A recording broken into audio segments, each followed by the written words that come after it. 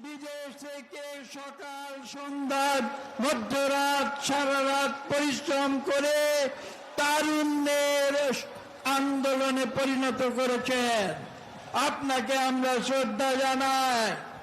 আজকে এখানে বক্তব্য দেওয়ার সময় নয়, বক্তব্য দিতে আসিনি। আজকে আমরা এখানে এসেছি তারুণ্যের জয়গান গাইতে। আমরা বিশ্বাস করি বাংলাদেশে বিগত 1.5 দশক ধরে যে আবর্জনা সঞ্চিত হয়েছিল, যে স্বৈরাচার আমাদের দেশকে ধ্বংস করে দিয়েছিল, সেই স্বৈরাচারকে বিদায় দিয়ে এদেশে গণতন্ত্র ফিরিয়ে আনার জন্য মুখ্য ভূমিকা পালন করেছে এদেশের তরুণ সমাজ, ছাত্র সমাজ। কিন্তু ভুলে গেলে চলবে না, এই সংগ্রাম কিন্তু শেষ হয়ে যায়নি। বিগত আগস্ট এবং জুলাইতে আন্দোলনের প্রথম পর্যায়ে আমাদের বিজয় হয়েছে। আমাদের চেয়ারম্যান সাহেব আমাদের সতর্ক করেছিলেন। আমরা বলেছিলাম যে আমাদের আন্দোলন শেষ হয়ে যায়নি। প্রথম পর্যায়ের পরে যে দ্বিতীয় পর্যায়, গণতন্ত্রের উত্তরণের যে চিরদিনের যে সংগ্রাম, সেই দ্বিতীয় পর্যায়ে হচ্ছে একটি সুষ্ঠু নিরপেক্ষ নির্বাচন। যে সুষ্ঠু নিরপেক্ষ নির্বাচনের জন্য বিএনপি দীর্ঘ 15 বছর জেল জুলুম ভোগ করেছে। আমাদের দেশনেত্রী বেগম খালেদা জিয়া থেকে শুরু করে আমাদের মাননীয় ভারপ্রাপ্ত চেয়ারম্যান থেকে শুরু করে আমাদের তৃণমূলের কর্মী পর্যন্ত কেউ বাদ যায় নাই। কিন্তু সময় পাল্টেছে। তরুণের যে সংগ্রাম, তরুণের সংগ্রামের বিজয় হয়েছে এবং আমরা এখন দ্বিতীয় পর্যায়ে আছি।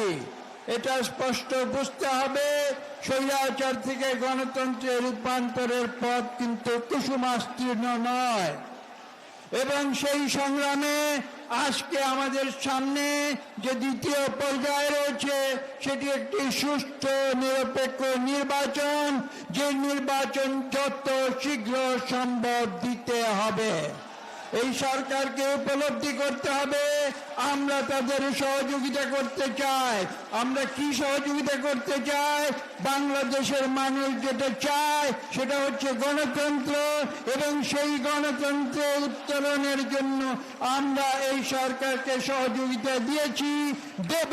কিন্তু তাদের বুঝতে হবে যে এই সংগ্রাম, এই উত্তরণে যদি তারা বিলম্ব করে, তাহলে বাংলাদেশের আবেগময় তরুণ যুবকেরা এবং বাংলাদেশের মানুষ যারা অ্যান্টি এস্টাবলিশমেন্ট, তাদের যে সংগ্রাম, তাদের যে যুদ্ধ, তাদের যে অ্যাকাউন্টেবিলিটি, সেই অ্যাকাউন্টেবিলিটি থেকে বর্তমান যে অন্তর্বর্তীকালীন সরকার, তারাও কিন্তু পালাতে পারবে না।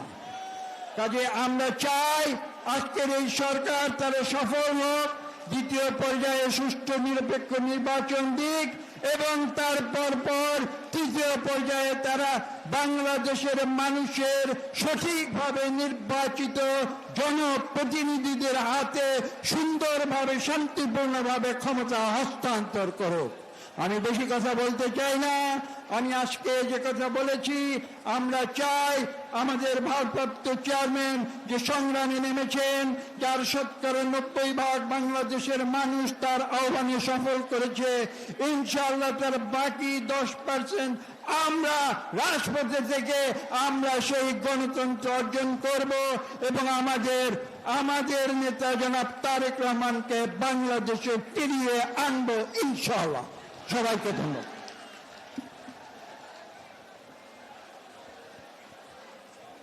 প্রিয় সমাবেশ, আমাদের মাঝে অনেক বিএনপি নেতৃবৃন্দ উপস্থিত আছেন। আমরা যাদেরকে আমাদের চোখের মধ্যে আসছে, আমরা সবার নাম ঘোষণা করছি। আমাদের বিএনপি যুগ্ম মহাসচিব জনাব খায়রুল কবির খোকন উপস্থিত হয়েছেন। ফরিদপুর বিভাগীয় বিএনপির সাংগঠনিক সম্পাদক আমাদের প্রিয় নেত্রী শ্যামা ওবায়েদ আমাদের মাঝে উপস্থিত হয়েছেন। বিএনপির সহ সাংগঠনিক সম্পাদক ময়মনসিংহ বিভাগ ওয়ারিস আলী মামুন আমাদের মাঝে উপস্থিত হয়েছেন। বিএনপির সদস্য খান রবিউল ইসলাম রবি, সদস্য মশিউর রহমান বিপ্লব, রাজনীতি আন্তর্জাতিক সম্পর্ক বিশ্লেষক মেজর রেজাউল করিম অবসরপ্রাপ্ত আমাদের মাঝে উপস্থিত হয়েছেন। আমাদের মাঝে শেখ মোহাম্মদ শামীম জাতীয় নির্বাহী কমিটির সদস্য উপস্থিত হয়েছেন। জাতীয়তাবাদী কৃষক দলের বিপ্লবী সভাপতি হাসান জাফর তুহিন এবং সাধারণ সম্পাদক শহীদুল ইসলাম বাবুল ৭১ হোটেলের পিয়াদা পল্টনের রাস্তায় যেখানে জায়গা পেয়েছেন আমাদের কর্মীদের পরে আমাদের সাথে একাত্মতা ঘোষণা করেছেন। আমরা কৃষক দলের সভাপতি সাধারণ সম্পাদক সহ সকল নেতৃবৃন্দকে শুভেচ্ছা জানাই। ফকিরাপুল থেকে দৈনিক বাংলা পর্যন্ত যে রাস্তা। রাজীব ভাই স্টেজের পেছনে আবার হাওয়া শুরু হয়েছে, রাজীব ভাই একটু দেখবেন একটু প্লিজ।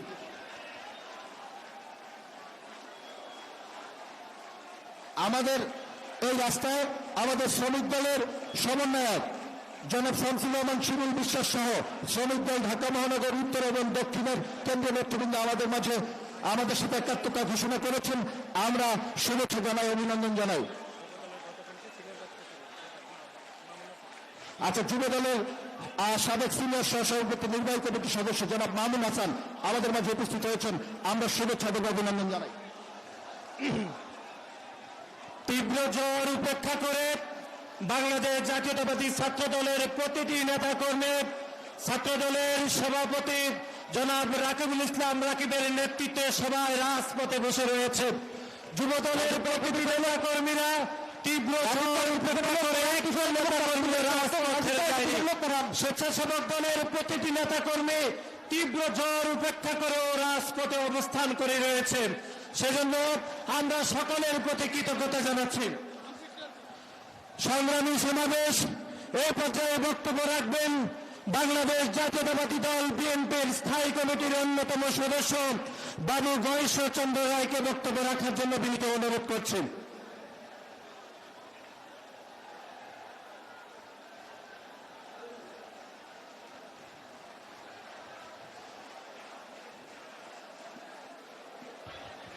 রাজীব ভাই পেছনের অবস্থা ভালো না, রাজীব ভাই একটু প্লিজ। তারুণ্য রাজনৈতিক অধিকার প্রতিষ্ঠার সমাবেশ। আজকের এই তারুণ্য সমাবেশের সভাপতি, উপস্থিত নেতৃবৃন্দ এবং যিনি অনেক কষ্ট স্বীকার করে আমাদের মাঝে প্রধান অতিথি হিসেবে উপস্থিত আছেন,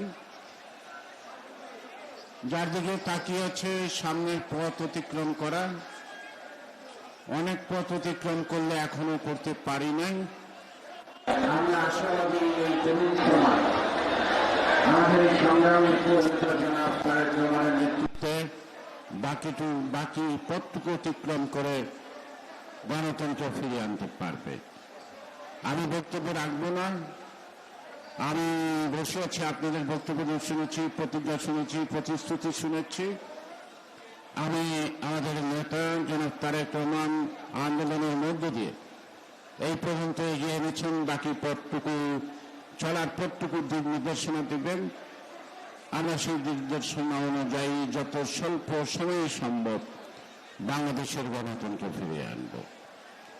এবং আমি একটি কথাই বলবো যে ষড়যন্ত্র চলছে, তাই আমাদের ষড়যন্ত্র রুখতে হবে, গণতন্ত্র ফিরাতে হবে। এটাই হোক আমাদের প্রতিশ্রুতি। সবাইকে ধন্যবাদ। বাংলাদেশ জিন্দাবাদ।